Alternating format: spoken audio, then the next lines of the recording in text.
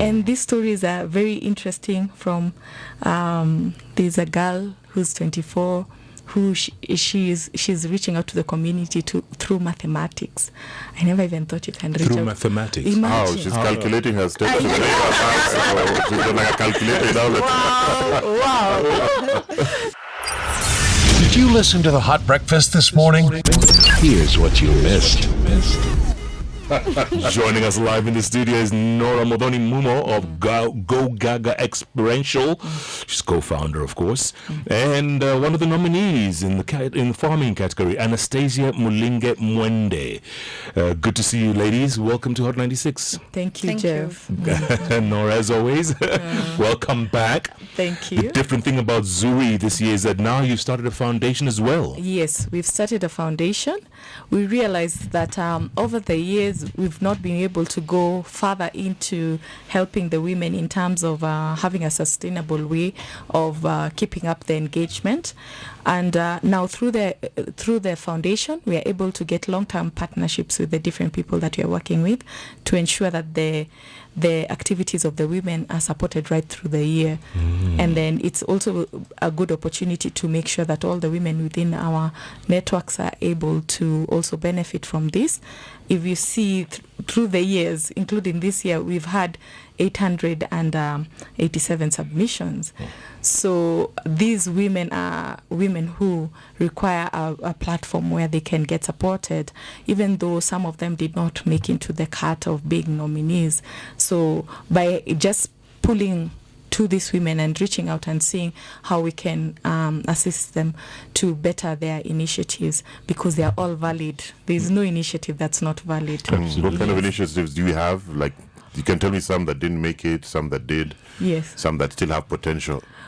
Wow. There are very many that didn't make it, but the one that makes me feel bad is one lady who wrote to us and said, "Oh, I know I did my best. I have done something for my community. I know I didn't get recognized. But if I could reach her right now, I would hug her and tell her, yes, I know you did your best, because there are very many other people who didn't do anything about it." So even by just the value, the fact that you applied to be a Zuri nominee means that you did something. Yeah? And it's unfortunate we can't make all the stories. We can just make some.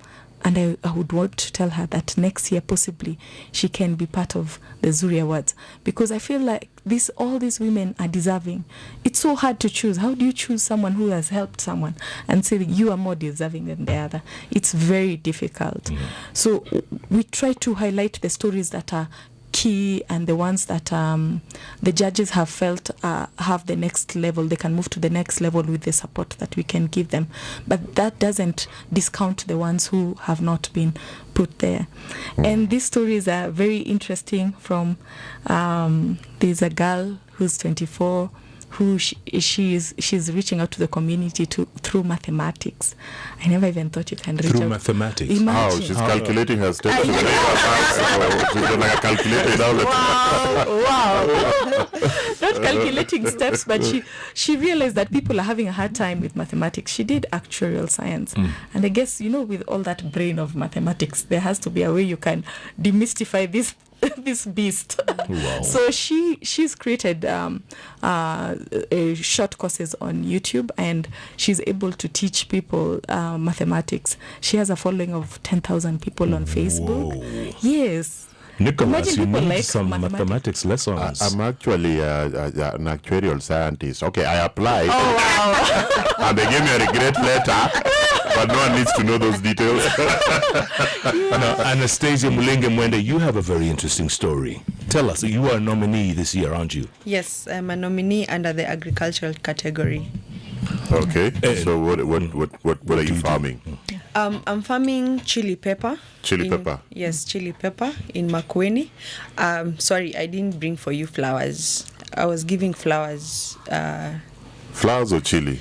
No, Flowers. Let me explain Like to you. That's very interesting. Yeah. She literally put them in these little papers and put chilies that look like flowers into it. So I gifted my husband. I didn't give him Valentine's. So I gifted him. The guy is like, why did you get my chili from the fridge? I'm like, no, how now? Here I am trying to be romantic about all these things to her. But you know what? We'll be here from 6 to 10 a.m. tomorrow. You can say anytime. Bring the flowers. Bring the If you flowers. thought that was an excuse. We can drop I them. will bring the flowers. Yeah. And I'm happy that, they ended up being something romantic for Yes. Norah's family. Exactly. But basically I'm cultivating chili in Makueni for 3 reasons. It has nutritional value, vitamins, iron. It has medicinal value. It's an analgesic. It's a pain relieving cream. It's a pain reliever. Sorry. It relieves migraines and muscle joint pain. And it's an untapped market. Chili has local and global market. It's an untapped market, and it's a sure bet, a source of income to promote sustainable livelihoods. Because I have done it, I have seen it, and it's something that I'm using it to support my community back at home. So those are the reasons why I chose chili pepper. But why the initiative behind chili pepper is basically to support women in prison, to offer them a platform where upon release they can be able to be guaranteed of economic empowerment. Because most of them, upon release, actually most of them feel like they are safer there because they don't have issues of rent, food and stuff like that. They feel safer At there. the prison. At the prison. Actually, when some of them, their due date for release, ikifika, they're like, do I really have to go home? Like, can I get another chance of just being here? Because somebody has been in prison for years. They've lost everything, including family, including community, including friends, including anything. So you're asking them to bounce back to the community, and upon release, you actually release at the gate. So you have nothing, you don't know where to begin. Let's say you don't have friends, you don't have family. So for them, they feel safer to stay there because they're used to that life, and they feel they're accommodated, they're accepted. There's a lot of stigma back in the community when it comes to inmates. So if they don't get, because they cannot be allowed to stay in prison after release by the law. So when they come out, there's a rate of recidivism, that is bouncing back to crime or any other reason just to go back to prison because they feel safer there. So they'll just do something simple or something, just anything to get them back there. This is because they feel hopeless, they don't know where to begin. So for me, I thought I would like to give them an opportunity where upon release, there's one assurity: acceptance, a second chance, and a place where they can come being integrated into the initiative and be able to bounce back to, as in put themselves together and then be able to transit back to the community with something that they can say, now I can be able to fly away. So now you concentrate. Are you based in Makueni? Yes, the farm is in Makueni. So you have a few prisons there, or they can come from anywhere in the country? We have in Makueni, we only have Makueni women and Makueni remand and Makueni men. Gentlemen's. Yeah. But now, because of the capacity, I'm only able to deal with Makueni. But if I'm able to accommodate women from any other prison, I'll be happy to do so. But I'm also leveraging on partnership, thanks to Zuri as well, because we have an initiative, Chui Mamas. They're doing an amazing work in Laikipia. So they asked us if we can start off the initiative in Laikipia. So it's just to identify possibly either farmers around that area who can be able to, because we're also trying to encourage people to get into chili pepper, especially in the dry regions, because it performs well in hot areas, dry regions, doesn't require a lot of water, and it's a sure bet when it comes to income. Norah, how did you hear about Anastasia's initiative? She applied. We had opened the call for submissions in November, and she applied as one of the 239 submissions that we received this year. And after that, the judges, our great judges, who I always thank every year because they have to go through all those submissions, took time to go through what all of them brought to the table, and they were able to select 3 out of each category. We normally have 15 categories. Has being agriculture, we also have arts and culture, business, sports, media, education, finance, healthcare, STEM, young achievers, public service, humanitarian, innovation, manufacturing, renewable energy, and we have a special category that ended yesterday, sponsored by Meta, Digital Resilience. So the judges went through all the submissions, and we sat down and picked the ladies, and as we always do every year, we create the stories for these ladies. Most of them have not had the opportunity of having their story created. Hence, their story has not been told, and they've not been heard. We brought them together and took videos of their stories, which is content that they can use in future if they require to get funding or things like that. And these are the stories that we'll keep pushing right through the year for people to understand. Yes, there are people like Mwende, and she also spoke of Chui Mamas. They are people who are doing great things in their community, and these are the people who require support. As you are well aware, we do not look for the women who are known. And it's been a challenge, because I remember I met some women 2 weeks ago, and they were like, why didn't I make it? And then I'm trying my best not to say, because we know you know. And that's some sense of entitlement also. Yes. You can't even say that because they're doing something good. You understand? You can't say that it is entitlement for them. Okay. They're doing something good. Right. So you want to tell them, okay, I would want to recognize you, but can I start with the one who's not known first? Because that's what the vision of and the mission of Zuri is, to look for those women who are not known. Yeah. So her, together with the rest of them, the 43 of them were at Junction Mall last weekend, and they got to meet very many people from the public and speak. She told me that it was her first time to have an opportunity to showcase what she does, and that's the case with most of the women there. They've not gotten a chance. We were laughing out there and telling each other, okay, if a man had like 1, 2, 3, 4 squares of land and is planting, I don't know what it is, who would speak about the way he's an entrepreneur, farmer, whatever. You give it such a big position. A woman with 5 acres and toiling every day, she'll be like, tunafanya tu, tunajaribu, tunakazana. There's no women. I don't know if it's the society. We are not giving ourselves the same strength and the same props as men would. I know it's a cultural issue, and it's something we need to deal with, but also hence why we were seated there and saying, now why couldn't other people come for this interview with Kina Jeff? Every year I wonder, who can I send? Yes. Who can I send? But you see, it's something that we've grown with, and we're always feeling like we are not entitled to that glory. I'm not doing enough. You sit down and listen to other people. You're like, I've done nothing. Is there like a monetary winning, or you just get recognized? You get recognized, but this allows you to network with very many of our partners who have in the years supported these women. Yes. We try to take like account from some of the women, and we got up to around 20 million as of last year of the amount of money that these women have actually collected or managed to fundraise through Zuri Foundation. And we've had around 10 trade linkages. Those very funky Tusker shoes. Yes. Those nice yellow ones. Yes. That's a Zuri trade linkage between one of our nominees who was Navalayo. She was of the last year, and EABL. So there've been so many of those linkages between the people, the sponsors and partners who attend, and the nominees. So this year we have quite a number that are coming through. I will do the shout outs at the end. Okay. So let me not say them right now. But as usual, RMS, we thank you very much. Anytime.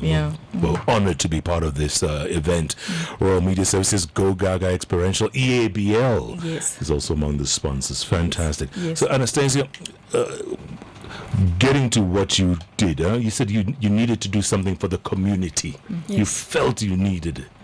And why did you go for the ex-prisoners? Why did you settle on them Yes. specifically and not others? Because I visited a prison, industrial area remand prison, where we were just visiting them as friends. Like church, we've gone, we visited, and 2 inmates approached me and they asked me to help to listen to a story of their fellow inmate. And their fellow inmate was not Kenyan. He's from Paraguay. He's been in remand for 2 years. He's not spoken to his family. He doesn't speak English. The person they had been arrested alongside, unfortunately, fell ill and passed on. So he was traumatized. He was just there. And so when I listened to his story, the only thing he needed was to be able to communicate to somebody. So I got somebody who was able to talk to him, and the guy broke down in front of us. And he's not a young man, and we know men don't cry in front of the public. But that, I would say, for me was the most humbling experience I can pick from my life at this point, because he said he was now ready to die because he feels happy. He feels like he's a human being again because he's been able to communicate, he's been able to say something. So from then he promised to change and go to church and, eat, and he became neat, even asked for a shave. He was a very handsome man. And then he asked us to, we reached out to his family. He's not spoken to them. He doesn't have a number. So he went to Facebook, looked for a name. It's like looking for Mwende Mulinge in Facebook. Like you'll find 30,000. 30,000 Mwende Mulinges. So we are trying to, we are just writing Facebook, and here we are writing messages. Of course, most of them think we must be cons from Kenya. You're telling me about a prison. Even that they've never heard about it, because the guy had never come to Kenya. He was just on transit. So when whatever happened, the family had no idea. And he was put in for 2 years. Yes, he was in remand for 2 years. What had he done?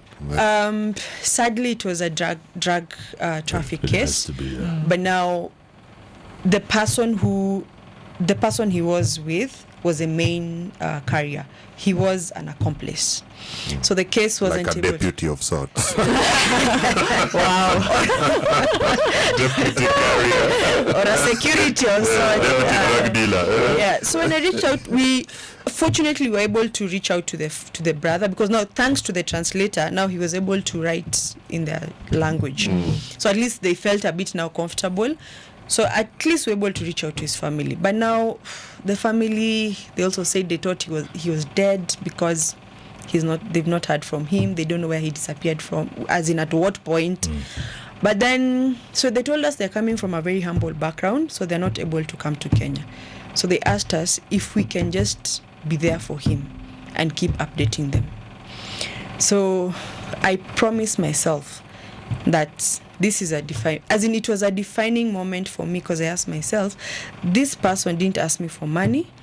Actually, it's not even him who approached me. It's somebody else. They're in the same shoe, they're in the same prison, but they felt this other person needed help. Wow, wako tu sawa. Then they were Nigerians. So I asked myself, what is this, an international prison? Let me guess, they're also inside for drugs. Yes, they're also inside for drugs. But, and then also the wardens, I just need to salute the wardens in the prisons right now. They're really trying their best. Despite everything, they're still embracing the inmates as human beings.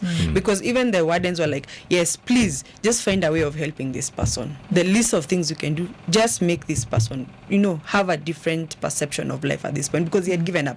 He was like, now me, I'm ready to die. So I kajuliza now, if the only thing he needed was to communicate to somebody and feel alive, then I don't think I have any other purpose in this life. So I chose to pick it as a ministry. So I've been doing it since 2018, but now purely on volunteerism. So from our end, on volunteer, and also we'd encourage volunteers to step in with us, because we do beauty pageants, where we did committee. If you check off my Facebook page, you'll see the committee boys very happy, because they have Mr. Committee 2019, and they were so happy, and they did makeup and all that, and they're looking hot as well. So they were so happy. Ama wewe unatafuta tu mtu kwa pesa.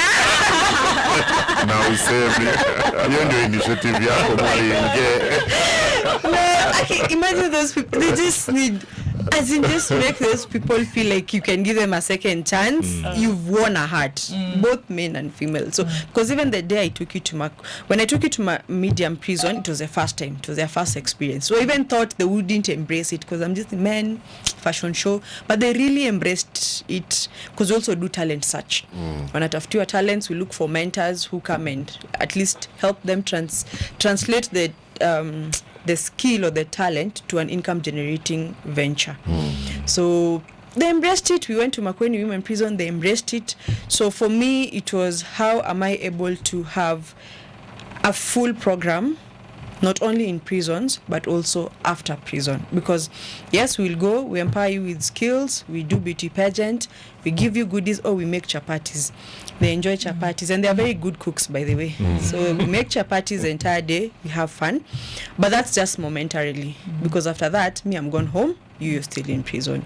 So hence the reintegration program. So the reintegration program, because of funding, we're not able to absorb them into the program. Remember, I said it was only volunteer.